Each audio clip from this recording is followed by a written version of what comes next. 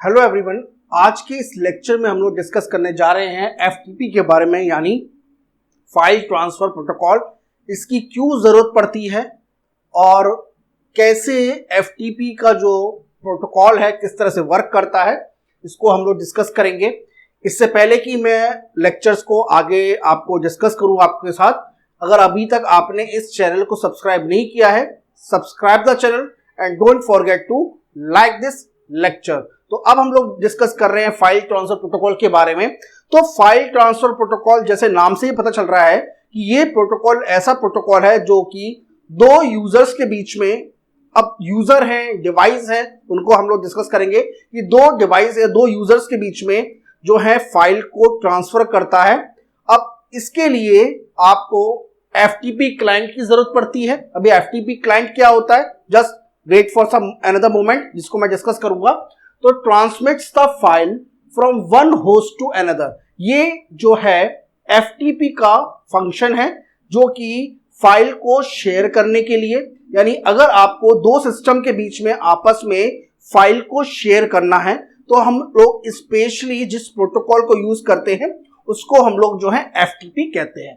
So it transmits the file from one host to another, और it is better to say that ये जो है file को share करने के काम आता है ये प्रोटोकॉल। इसके अलावा it can also use for downloading the files to the computer from the other server.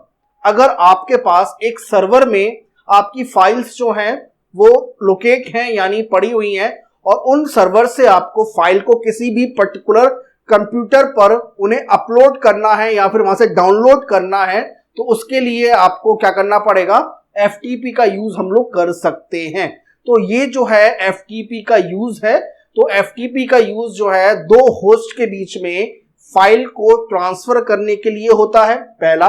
दूसरा, फाइल को ट्रांसफर करने के साथ साथ हम लोग जो है फाइल को शेयर कर सकते हैं, और अगर किसी भी सर्वर पर हमारी जो है फाइल लोकेट है तो वहां पर उस पर्टिकुलर सर्वर से एक पर्टिकुलर कंप्यूटर पर उन फाइल को हम लोग डाउनलोड कर सकते हैं।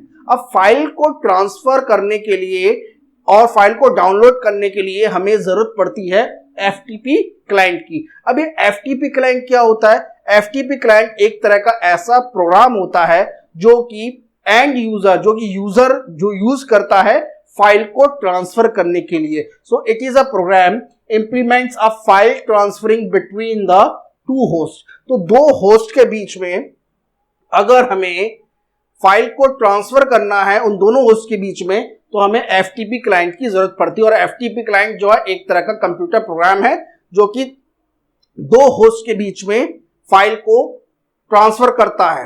अब बात आती है कि एफटीपी वर्क कैसे करता है। तो एक तो होगा आपका यूजर, यानी यूजर आपका, ये यूजर हो सकता है और भी कोई यूजर हो सकते हैं। तो एफटीपी क्लाइंट जो होता है हमारा, वो एंड यूजर जो होता है उसे यूज करता है। तो क्लाइंट जो है, क्लाइंट और सर्वर के बीच में, देखिए क्लाइंट एक प्रोग्राम है और सर्वर जो है आपका अलग यूजर है।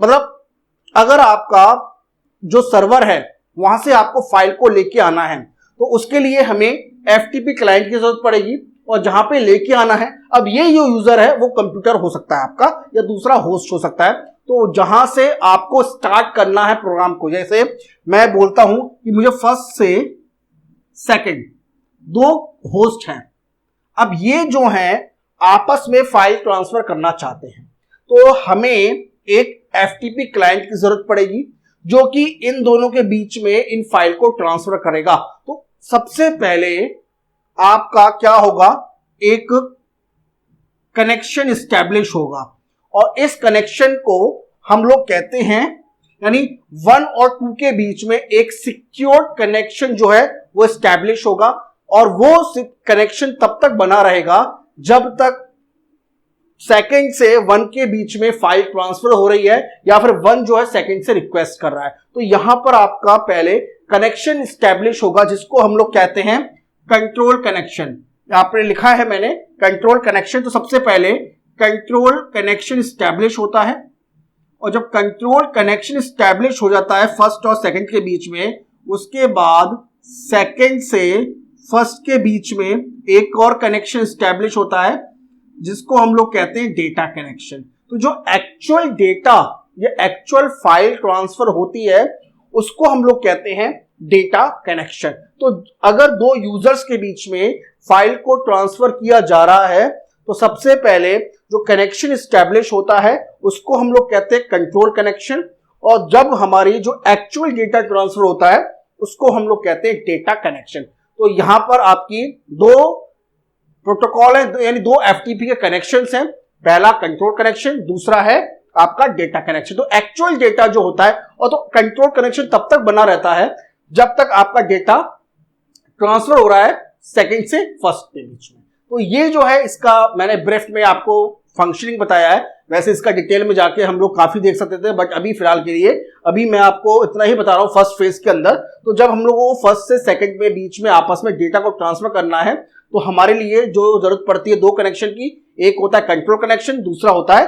Data connection. तो आई होप आपको एफटीपी के बारे में, एफटीपी की जरूरत क्यों पड़ती है, एफटीपी क्लाइंट क्या होता है और एफटीपी फंक्शन क्या होता है, ये इसको मैंने आपको ब्रीफ में बता दिया। अब आपके एग्जाम के पॉइंट ऑफ व्यू से कोई क्वेश्चन अगर आएगा एफटीपी के बारे में तो आप उसको आसानी से कर पाओगे। तो ये तो था आज के लेक्चर, और अगर अभी तक आपने इस चैनल को सब्सक्राइब नहीं किया है, subscribe the channel and don't forget to like this video. तो मिलते हैं नेक्स्ट वीडियो में एक नए टॉपिक के साथ। Okay, so thank you very much, thanks a lot.